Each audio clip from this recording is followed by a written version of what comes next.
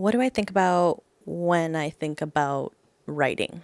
Yes, this is a play on Haruki Murakami's What I Think About When I Think About Running, because he's a runner. Great memoir. Is it a memoir? Great story. Anyways, it's his story about him running and that experience of him doing that over 30 plus years. So, yes, I kind of stole that, but I thought it worked for this video. Anywho, that's not what I want to talk about. I want to talk about writing. Maybe what you think about writing. Maybe you want to write, and you might have some reservations. And I think this goes into 92% of people don't actually achieve their goals. If your goal is to be a writer, then there has to be some ways in order for you to achieve that goal so that you're not part of that 92%. And we're going to get to that. I was reading an article called The Only Difference Between People Who Follow Their Dreams and Those Who Don't by AO the author A Awasika '07. What is the difference between people that achieve their dreams and those who don't? And he spoke about very simple thing. That difference is that the people that follow their dreams choose to do it. He says they make a decision to do it and never stop after that. That's the difference. It's so small, but the reality of the outcome of that is where that 92% comes from. Let's take a way back. Baby Damaris, okay, not so much a baby, little Damaris, young Damaris, that's me, by the way, has always written, mostly for herself. I don't know why I'm talking about myself in third person. Hi, welcome back, or welcome to my channel. My name is Damaris. I want to talk about writing. If you clicked on this video, thank you, first of all. Love that, appreciate it. Hopefully you find some value, and I know that there are a lot of things that come with thinking about writing, being a writer, and what that might look like for you. So I want to share a little bit of my journey with writing and the ways that I have found to continually write more and acknowledge that I am a writer. And I'm going to tell you right now, even before you get to the end of this video, you are a writer too. But let's go on a little journey. So, younger Damaris used to write all the time. I mostly wrote for myself. I loved expressing my feelings, emotions, my thoughts through journaling. That's been a form of expression for me personally, where I can say whatever the heck I want. Nobody else is going to read it. It's my private thoughts and ways for me to take what's going on up here and just throw it on a piece of paper. In school, I haven't always been the best at spelling, grammar. My strong suit in writing academically has always been in my storytelling, in my imagination. When I was in high school, didn't really apply myself too much, but always got good grades in English. I was able to slide on by because I was good at putting down what my thoughts were on paper. And I think that journaling really helped me with that, being able to take my ideas and somehow constructively lay it out in a formulaic way that they taught me in high school. Now we're going to fast forward into post-secondary, so college, university style. When I got to my college English class, my teacher, I think one of the first things he said was, forget everything you learned in high school, that is not the way you write academic papers.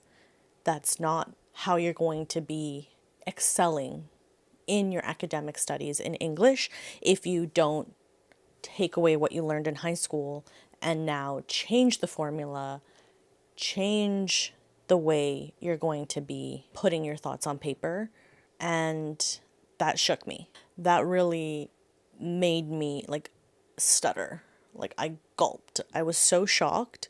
I didn't understand why they would even teach us that in high school, if in college, university, that wasn't the way that you write papers. So I struggled to learn and change and evolve my writing style to the point that I stopped that semester. Not specifically because of English, but that definitely played a role because English and the way that you write papers is going to follow you throughout your whole academic career journey path. And if you don't know how to write papers, you're going to really struggle in school. Now, this didn't stop me from continuing to write in my journal, from continuing to write, period. I've written songs, poetry. I've expressed myself in writing a lot. Never actually acknowledging, though, that I am a writer. Never considered myself a writer. Never really thought that I was good at it, especially after that experience. Now we're fast forwarding quite a few years. I decided, with my culinary background, the fact that I loved creating new recipes, I created an ebook. It was a vegan cookbook. I think I sold maybe like 3 or 4. I am very proud of that work. Although it's recipes, I did have to put this book together. And I did have to put these recipes together. So, does that make me a writer? Yes. Did I consider myself a writer? No. I was happy that I did that project and I finished it and accomplished it. Probably one of the first biggest projects that I ever did. Next thing that I did was started a pottery business. Within that business, I had to be on social media, just like any other small business. I had to write, create, and post content, and I did that pretty much almost every day for a year just to get a little bit of momentum. That was a lot of writing. A year's worth of captions and putting together scripts and yeah, just all of that comes with that. Lots of writing. Did I consider myself a writer? No. So you can already tell that I have a predisposed idea and concept of what I think writing is, and maybe you do too, which brings me to now. I think I've been doing the most writing that I've ever done in my life. Do I now consider myself a writer? Yeah, definitely. Why has that changed? I think because I started writing. Our perception of ourselves, the way that we identify ourselves, plays a huge role in how we think of ourselves, in the skills, the ability that we have to be the thing and do the thing that we're dreaming and desiring to do. As a young person, I've always wanted and aspired to be an artist. That's been my dream. But it was always an aspiration. It was always something I was reaching for, not something that I felt that I was, even though since then and even back then, I was creative in so many ways. I would say was very much an artist back then. I just never considered myself one. I was still waiting to get there. My perception of myself was that I was aspiring.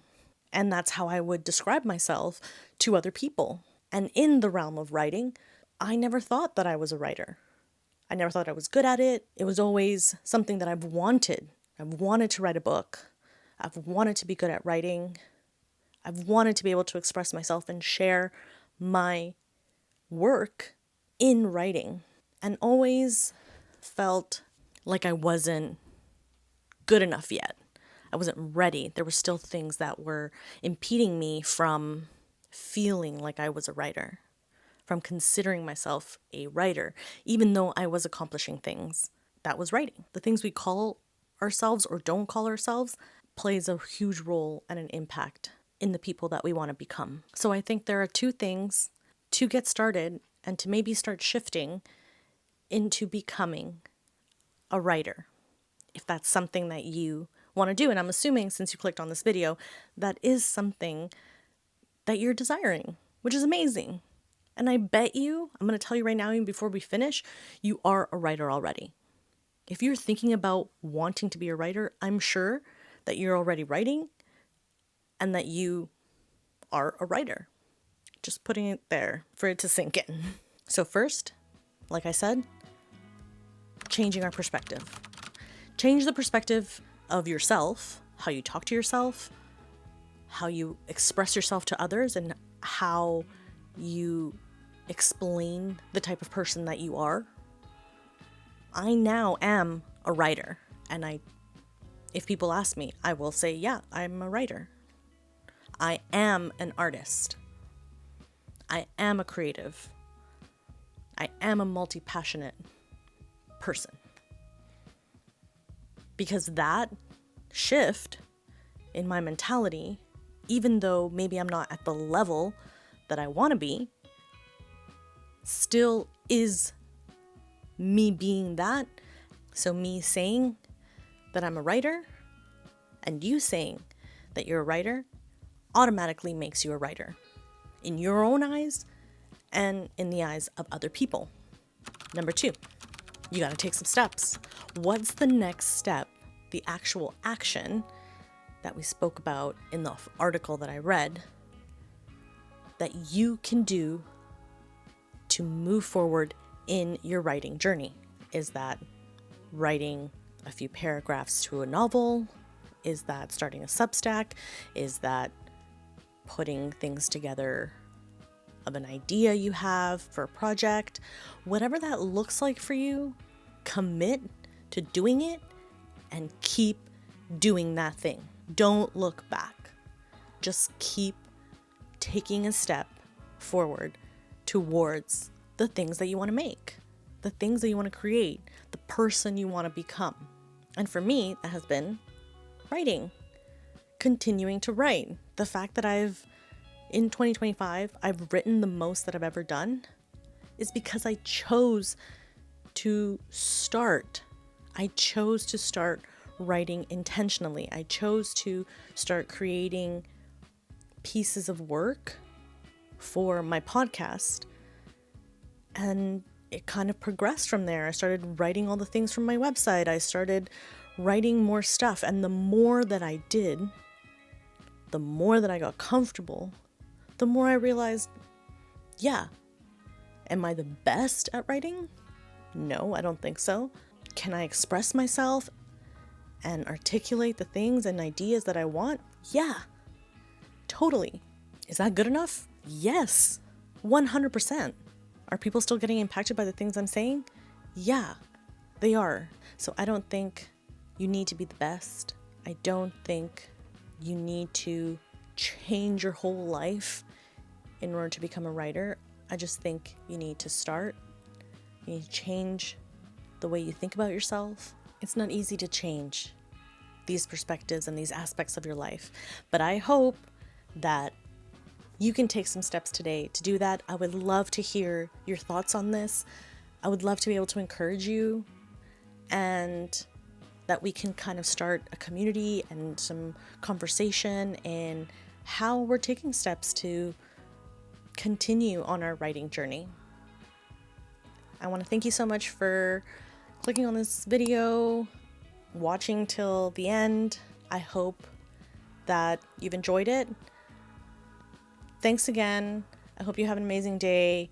We will see you in the next one. Bye.